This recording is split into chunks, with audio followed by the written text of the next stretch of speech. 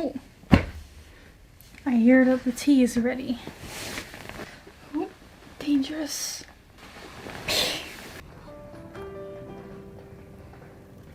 Hello. Welcome. It's purple time again.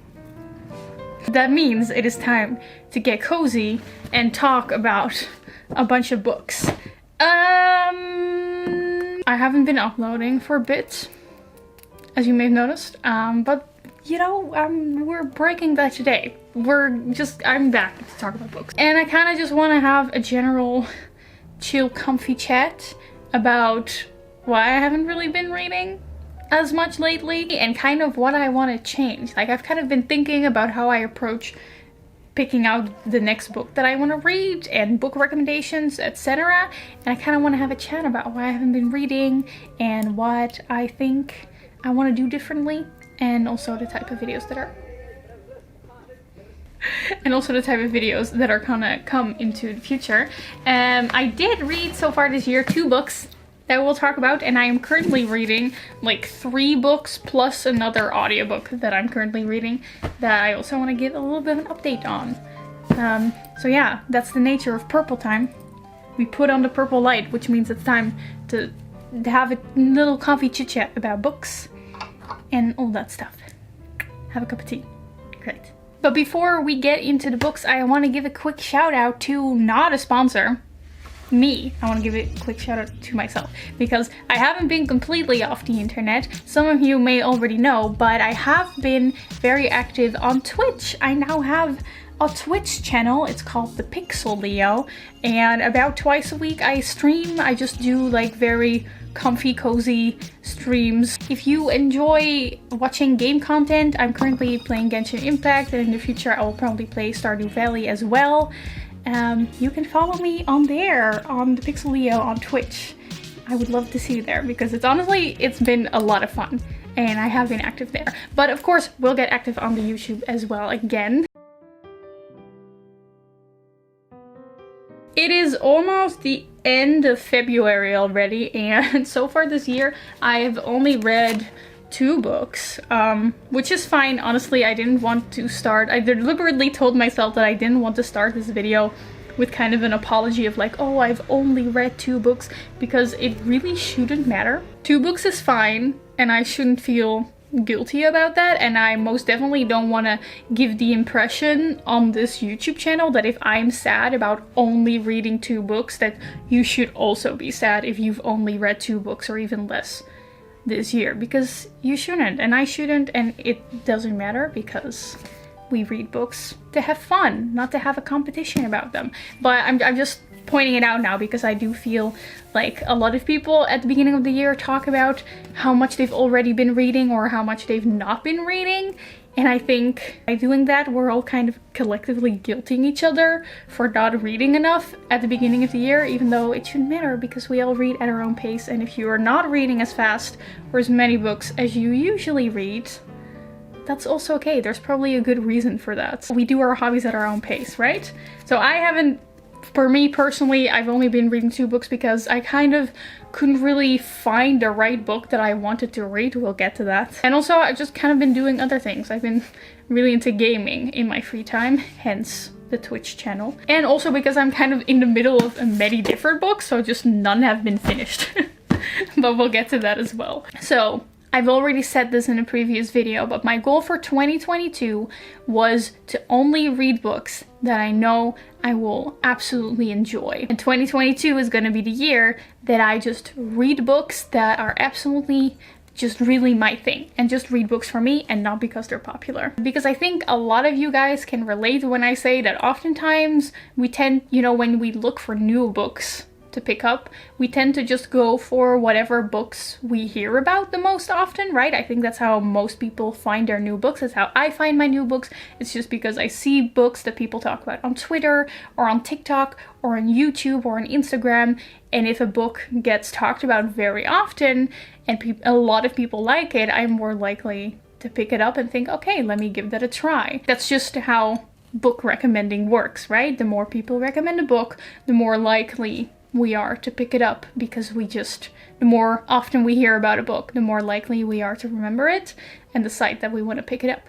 But of course, the problem with this is that different people like different things, and just because a book is super popular and a lot of people like it, that doesn't mean that you might like it, right? To illustrate, you know how there's kind of like a general consensus among a lot of people that like TikTok recommendations are bad? I'm pretty sure I've participated in this idea as well. I have decided that I don't think that TikTok recommendations are bad at all. I just think that we have all been kind of going after book recommendations the wrong way, because especially on TikTok, where there is so much content all the time and so many book recommendations, I think we're just very likely to just pick up the books that we see on our For You page the most often. And if a book gets recommended to us maybe in 1 or 2 videos, we're not very likely to pick it up, even though those recommendations may have come from people with very similar tastes to us. I just think, well, a lot of people liked it, a lot of people are talking about it, I'm curious, and I think that because a lot of people liked it, I will like it as well. And then we're disappointed when these TikTok book recommendations turn out to not really be our thing. But that's because we've only been going after the recommendations that we see the most often. But that's just because it's hot. Okay. That doesn't mean that TikTok recommendations are bad. There are plenty fantastic TikTok recommendations. I mean, actually, one of the books I'm going to talk about, I got from TikTok, and I'm extremely happy that it got recommended to me on TikTok. But it was like one video that very specifically spoke to me. And just that one video, I was like, okay, let me pick it up. And it was a great recommendation. We'll get to that. So I actually do think TikTok recommendations can be very good. It's just if we only follow whatever books get recommended to us the most, yeah, then the recommendations aren't going to be good, because we're not letting them be personalized to ourselves. So that was just to illustrate why I think it can sometimes be hard to really find good book recommendations when there are so many book recommendations out there that it's easy to just go after whatever you see the most often, right? And it's something that I want to change in 2022, because my goal is to just pick up books, not because they are super hyped, but because they are hyped by either the people that I know will have similar tastes as me, or because I really think that the book would be something that really like fits my tastes. So I think that's why I haven't really been reading that much lately, because I've just been having kind of a hard time trying to figure out, okay, but which books do I really think I will like, and which books and genres have I just been reading because they are popular or because a lot of people have been talking about them. And I really hope to bring that to this channel as well, that energy, that resolution, that we can all go on the journey together to weed through the forest of recommendations that are out there and find books that are like really the kind of stuff that we know we will like and that are very personalized to ourselves. And I already have a bunch of video ideas ready on how I'm gonna try to find the perfect book. You know, that's what we're all here for on this earth, to find the perfect book for ourselves. So yeah, that's what we're gonna do going forward. Let's just to illustrate, let me talk about the first book that I read, because it got recommended to me in like one TikTok, but that TikTok was just really, the things that this person said about this book immediately made me think like, ooh, that sounds like the book for me. She talked about how it was like dark and obsessive and dark academia, and I was like, that sounds good. And I wouldn't have picked it up if it wasn't for that TikTok. And I also wouldn't have picked it up if I only went after TikTok books that get recommended to me a lot, because I only saw one. But I'm very happy that I picked it up anyway, and it was These Violent Delights by Micah Nimmer-Ever. Oh, a lot of you guys have been asking me for another dark academia book that isn't The Secret History or If We Were Villains or Ninth House. This I inhaled this book. I actually listened to it on audiobook. I was like, let me just give it a try.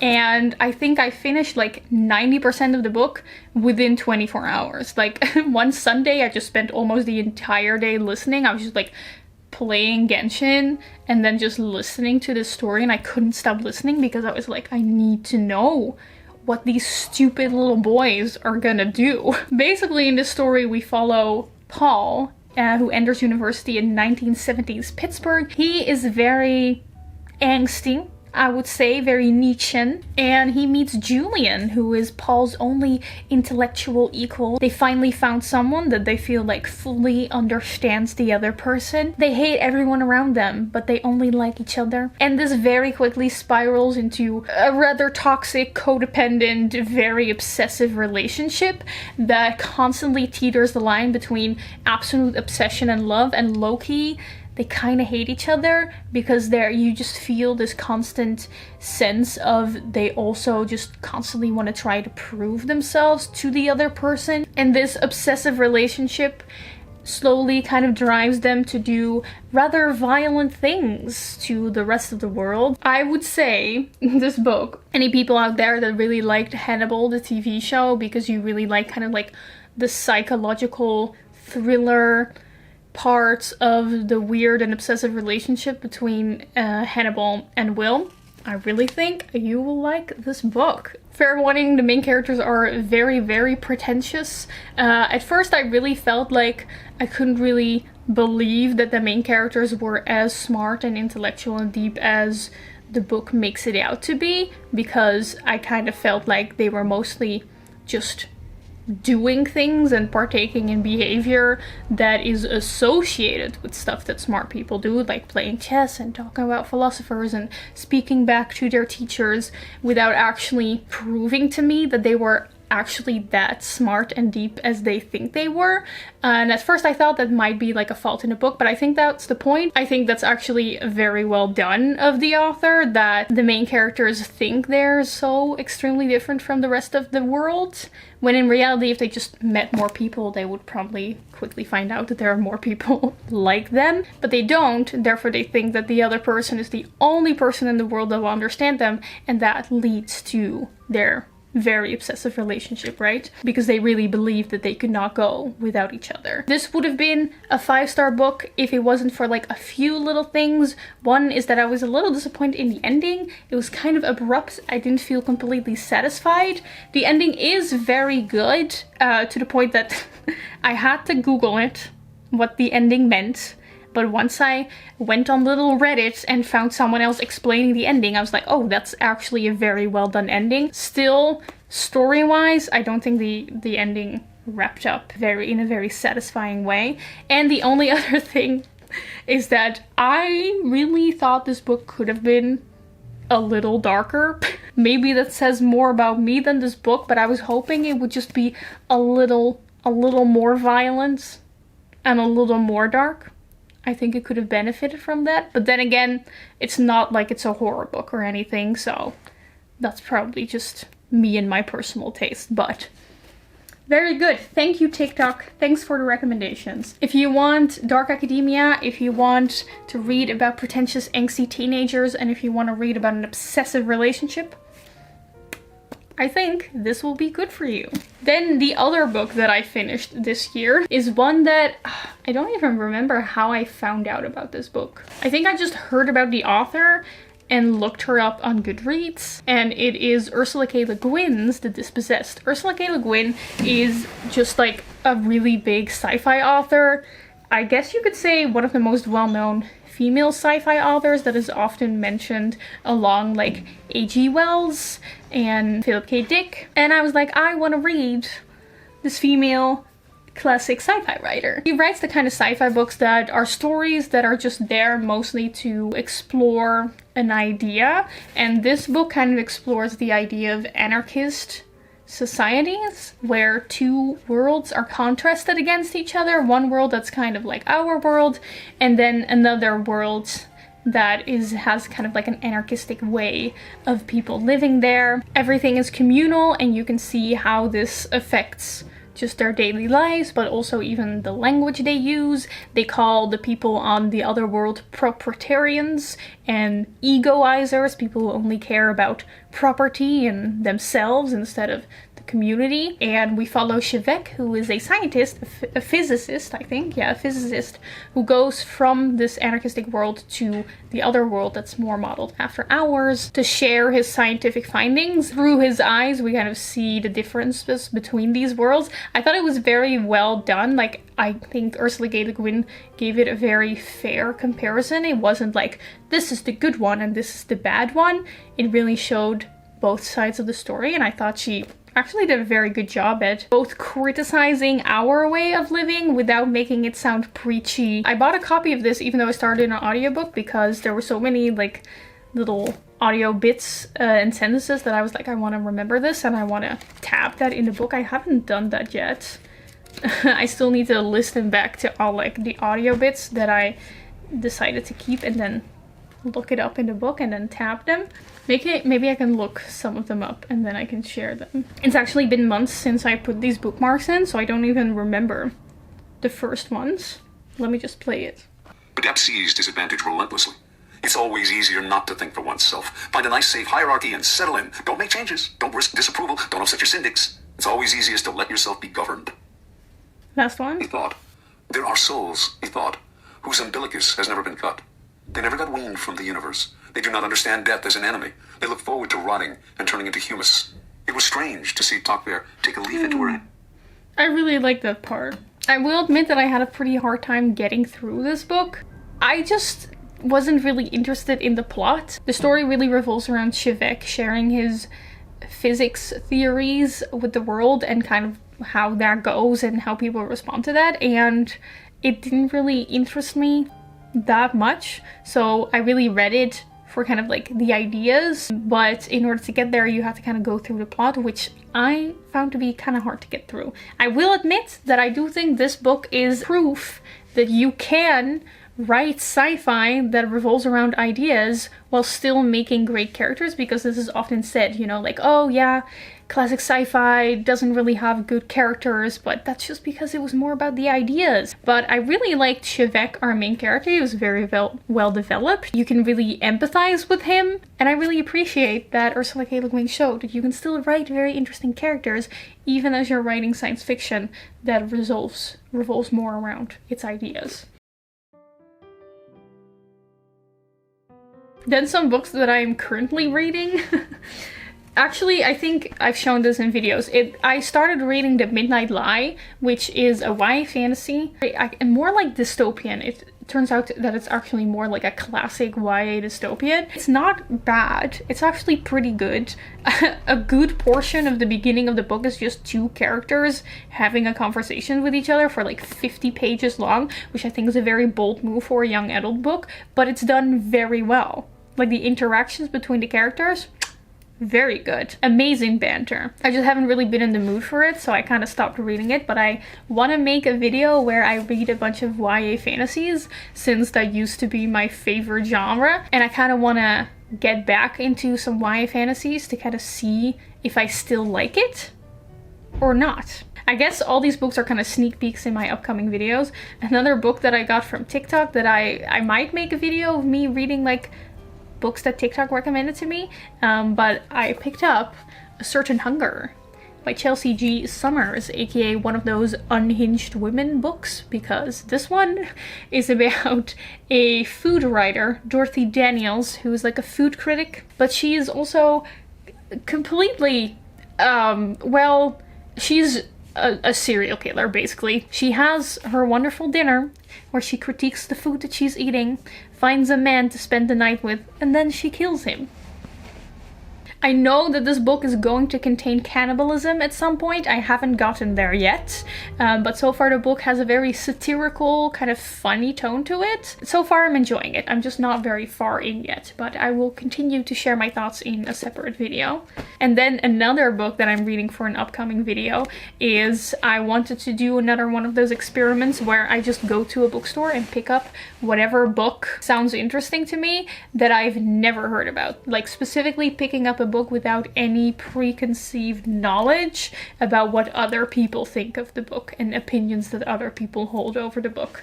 And the book I chose from the bookstore, so I guess this is a spoiler for that video, but if you're watching this video you get a little sneak peek. It is Mrs. Death Mrs. Death. I like the little pun in the title, which may or may not have played a pretty big role in me picking it up. And it follows the personification of death, and she talks about how life is like when you are Mrs. Death, and the fact that she's kind of bored of it, and she's kind of not really into it anymore. And I'm very excited to finish this, because once I finish the book, I will read the reviews and then see if that would have stopped me from buying the book or not. And then the other book that I'm currently reading is, I'm listening to it on audiobook. I don't know why I did this, because this is antithetical to what I've been talking about this whole video. I've been talking about I'm only gonna pick up books that I'm pretty sure I'm going to love, and I'm not going to pick up books just because they're popular and I'm interested in knowing what the hype is about. But I had FOMO and I gave into it, and I picked up The Spanish Love Deception, which I'm currently reading, and lo and behold, surprise, surprise, I'm absolutely not enjoying my time reading this book. And you may say, Leonie, why don't you just stop reading? You can just not finish the book, right? If you're not enjoying it. Yes, I know, but it's a romance, and romances always have a certain type of fun to it, and also the promise that when I continue reading, there will be at least some smut. But so far, this is kind of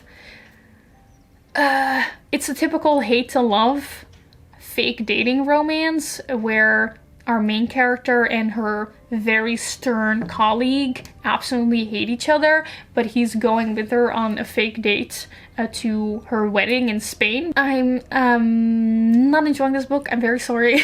So far, it's just a very typical example of an extremely bland love interest who I feel doesn't exist to be an interesting love interest, but instead just exists for the reader to swoon over. He feels like a husk of a character that is just a wish fulfillment stand-in for the reader to fawn after, instead of actually being its own interesting character. His only personality traits is that he is very stoic and organized and wears black and white, and that he is extremely tall.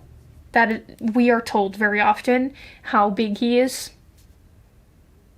It's a little bit too much, to be fair. Also, the characters have absolutely no good reason to hate each other. Whenever I read a hate to love book, I will always compare it to one of my favorite hate to love romances I've ever seen, which is At Your Age, Eve Brown, where it does a very good job of introducing both of the main characters first.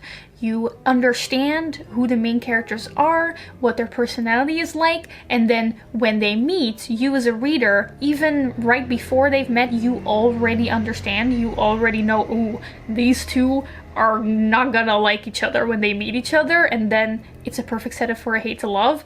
But in The Spanish Love Deception, we have these two characters that hate each other because the author wanted to write a hate to love romance, I think. They have absolutely no good reason to hate each other the way they do. So far, it's just been a bland love interest, an underdeveloped main character, a lack of chemistry that these characters make up for a complete lack of communication skills. So yeah, this is not the book for me, but I am continuing it. I will finish it so I can share my full thoughts and hopefully at least still have the joy of reading a romance book. But yeah, let's just, it's a good book to end the video with, because it's like the proof that I should indeed not just pick up a book just because it's popular, because it goes wrong pretty often. Anyway, I didn't want to slander so much in this video. It's just that, I don't know, the book's been kind of annoying me and I had to let it out. Wow, I just hit myself in the face. That's my karma for hating on that book.